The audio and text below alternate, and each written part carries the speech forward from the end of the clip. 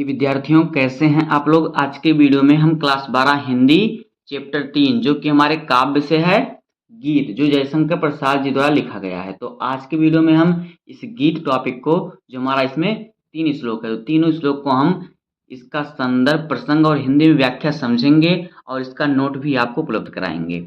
तो बहुत ही सरल तरीके से आपको यह टॉपिक क्लियर हो जाएगा। बोर्ड एग्जाम में यह बहुत बार पूछा जाता है। उम्मीद करता हूँ आपको वीडियो पसंद आएगा। अगर आपको वीडियो पसंद आए तो वीडियो को लाइक कर दीजिएगा, चैनल पर नए सब्सक्राइब कर दीजिए, बेल आइकन को प्रेस कर दीजिए, क्योंकि बोर्ड एग्जाम के हर सब्जेक्ट का, हर इंपॉर्टेंट टॉपिक का वीडियो आपको इस चैनल डेली मिलता रहेगा। तो वीडियो को स्टार्ट करते हैं। देखिए क्या है, बीती विभावरी जागरी, अंबर पनघट में डुबो रही, तारा घट ऊषा नगरी। तो देखिए बीती का मतलब होता है बीत गया, समाप्त हो गया, जो खत्म हो गया। तो बीती विभावरी जागरी, विभावरी का अर्थ क्या होता है, रात्रि, रात का समय।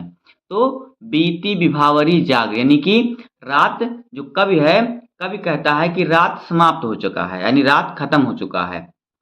अंबर पनघट में डुबो रही, कवि जो है अपनी सखी से कहता है कि रात्रि जो है बीत चुकी है, अंबर पनघट में डुबो रही है। यानी जो आकाश को यहाँ पे, अंबर यानी आकाश को क्या है, आकाश को यहाँ पे पनघट का रूप दिया है, और तारों को क्या दिया है, जल से भरे घड़े के समान माना है।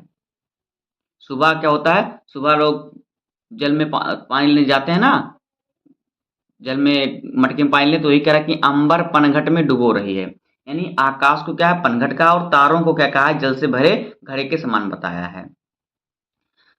तो तारा घट ऊषा नगरी, ऊषा का अर्थ होता है भोर, यानी कि भोर की, सुबह है एकदम, बहुत सुबह 4 बजे समझ लीजिए।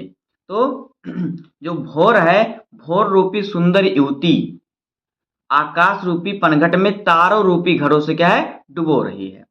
क्या है, भोर रूपी सुंदर युवती आकाश रूपी पनघट में, आकाश रूपी, यहाँ पे पनघट को क्या आकाश रूपी माना गया, तो आकाश रूपी पनघट को क्या करे, तारे रूपी घरों को कह रहे डुबो रही है। अर्थात कि जो तारे हैं वो धीरे धीरे लुप्त हो रहे हैं। देखिए जब सुबह होता है तारे धीरे धीरे लुप्त हो जाते हैं, सूर्य की रोशनी जब आती है तो तारे धीरे धीरे लुप्त हो रहे हैं और सूर्योदय होने वाला है।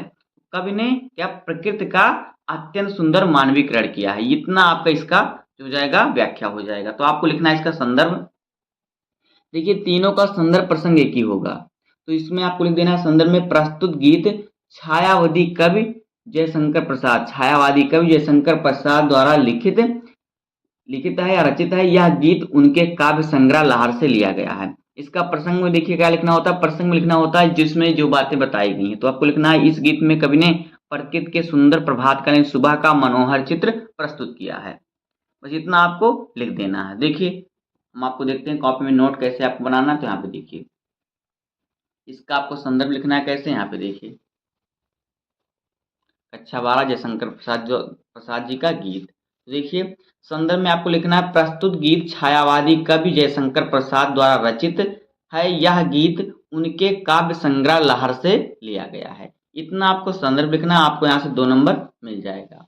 उसके बाद देखिए प्रसंग में आपको क्या लिखना है, इसका प्रसंग है कि इस गीत में कवि ने प्रकृति के सुंदर प्रभात काल यानी सुबह का मनोहर चित्र प्रस्तुत करते हुए सोई हुई सखी को जागने का संदेश दिया है। उसके बाद देखिए इसका जो भी हमने जिसका आपको व्याख्या होता है उसका आपको व्याख्या कैसे लिखना है। देखिए व्याख्या, बीती विभावरी से उषा नागरी तक। कवि कहता है कि रात्रि समाप्त हो चुकी है, अब जाग जाओ। आकाश को पनघट और तारों को जल से भरे घड़े के समान माना गया है। उषा यानी भोर रूपी सुंदर युवती आकाश रूपी पनघट में तारों रूपी घरों को क्या कर रही, डुबो रही है। अर्थात क्या है कि धीरे धीरे जो है तारे लुप्त हो रहे हैं, विलुप्त हो रहे हैं, धीरे धीरे तारे लुप्त हो रहे हैं और सूर्योदय होने वाला है। कवि ने प्रकृति का अत्यंत सुंदर मानवीकरण किया है। अब देखिए इसका भावार्थ क्या हो जाएगा। देखिए इसका भावार्थ होगा, रात बीत गई और सुबह हो गई, इसलिए अब आलस छोड़कर उठ जाओ। ये इसका क्या हो जाएगा, भावार्थ हो जाएगा, भावार्थ। अब देखिए दूसरा क्या है, दूसरा श्लोक पढ़ते हैं, दूसरा गीत पढ़ते हैं।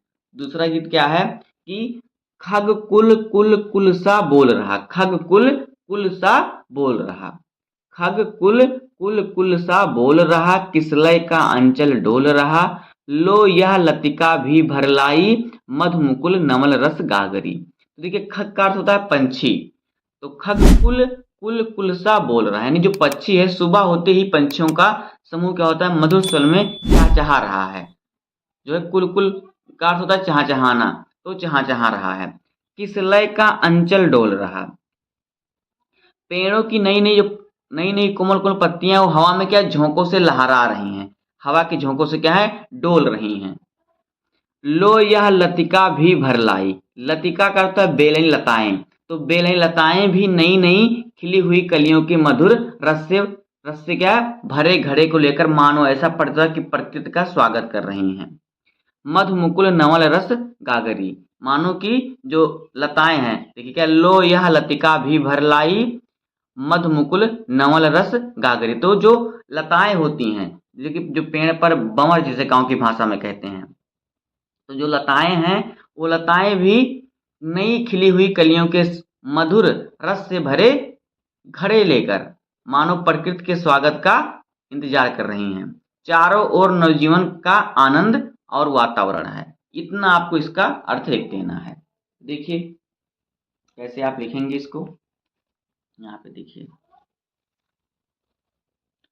खगकुल से लेके कहाँ तक ना जो है गागरी तक, तो देखिए इसका आपको कैसे व्याख्या करना है। यहाँ पे देखिए सुबह होते ही पक्षियों का समूह मधुर स्वर में चहचहा रहा है, पेड़ों की नई नई कोमल पत्तियां हवा के झोंकों से लहरा रही हैं। बेले यानी कि लताएं, बेले का अर्थ होता है लताएं, तो लताएं जो हैं लताएं भी नई खिली हुई कलियों के मधुर रस से भरे घड़े लेकर मानव प्रकृति का स्वागत कर रही हैं। चारों ओर नव जीवन और आनंद का वातावरण है। इसका व्याख्या हो जाएगा। अब देखिए इसका भावार्थ आपको क्या लिखना है। इसका भावार्थ हो जाएगा कि पूरा प्रकृति लोक जाग चुका है और आनंद से भर गया है, अब तुम्हें भी जाग जाना चाहिए, उठ जाना चाहिए। उसके बाद देखिए हमारा तीसरा गीत क्या है, तो यहाँ पे देखिए ये तीसरा गीत है, क्या है, अधरों में राग आनंद पिए, अधरों में राग आमंद पिए, अलकों में मलयज बंद किए, तू अब तक सोई है आली, आंखों में भरे बिहागरी।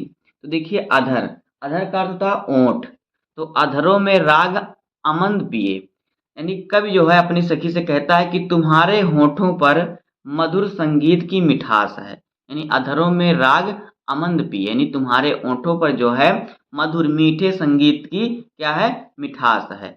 अलकों में मलयज बंद किए, तो मलयज जो है देखिए मलयज का अर्थ क्या होता है बाल केस, तो तुम्हारे केसों यानी बालों में मलय पर्वत, तो यहाँ पे देखिए मलयज मतलब मल का मतलब होता है मलयज, यानी कि मलयज एक पर्वत है, अलक का अर्थ होता है केस बाल, तो अलकों में मलयज बंद किए, यानी और तुम्हारे बालों में मलय पर्वत की चंदन सुगंध सजाई हुई है, सगाई हुई है, यानी जो तुम्हारे बाल है वो जो है मलयज पर्वत की चंदन की सुगंध लिए हुए हैं, उसकी सुगंध क्या महक रहे हैं। तू अब तक सोई है आली, फिर भी तुम अभी तक सो रही हो, आंखों में भरे बिहागरी, तुम्हारी आंखों में मानो बिहग राग भरा हुआ है, जो जागरण और प्रभात का प्रतीक है, तो अब उठो और इस सुंदर सुबह का आनंद लो। इसकी व्याख्या हो जाएगा। तो देखिए आपको कैसे लिखना है अपनी कॉपी में या फिर आपको बोर्ड एग्जाम में, तो देखिए क्या है, देखिए अधरों से लेकर बिहागरी तक, तो देखिए व्याख्या, कवि अपनी सखी से कहता है कि तुम्हारे होठों पर मधुर संगीत की मिठास है और तुम्हारे केसों यानी बालों में मलय पर्वत की चंदन सुगंध सगाई हुई है, फिर भी तुम अभी तक सो रही हो, तुम्हारी आंखों में मानो बिहग राग भरा हुआ है, जो जागरण और प्रभात का प्रतीक है, अब उठो और इस सुंदर सुबह का आनंद लो। ये इसका भाव क्या हो जाएगा, व्याख्या हो जाएगा। अब देखिए इसका भावार्थ क्या लिखना है। इसका भावार्थ हो जाएगा, कवि अपनी सखी को जगाते हुए कहता है कि अब आलस छोड़कर प्रकृति के इस सुंदर रूप का आनंद लो। तो यही हो जाएगा इसका संदर्भ, प्रसंग, व्याख्या और इसका भावार्थ। ये क्या है, क्लास 12 हिंदी चैप्टर 3 गीत का है, जो कि काव्य का है, जयशंकर प्रसाद जी द्वारा लिखा गया या लहर से लिया गया है। इसके बाद हम श्रद्धा मनु का क्या करेंगे, हिंदी में व्याख्या करेंगे। तो बस आज की इस वीडियो में इतना ही। उम्मीद करता हूँ आपको वीडियो पसंद आया होगा। अगर आपको वीडियो पसंद आई तो वीडियो को लाइक कर दीजिए, चैनल पे नए हैं सब्सक्राइब कर दीजिए, बेल आइकन को प्रेस कर दीजिए, क्योंकि बोर्ड एग्जाम के हर सब्जेक्ट का हर इंपॉर्टेंट टॉपिक का वीडियो आपको इस चैनल पर डेली मिलता रहेगा। तो मिलते हैं किसी नेक्स्ट वीडियो में, तब तक के लिए धन्यवाद।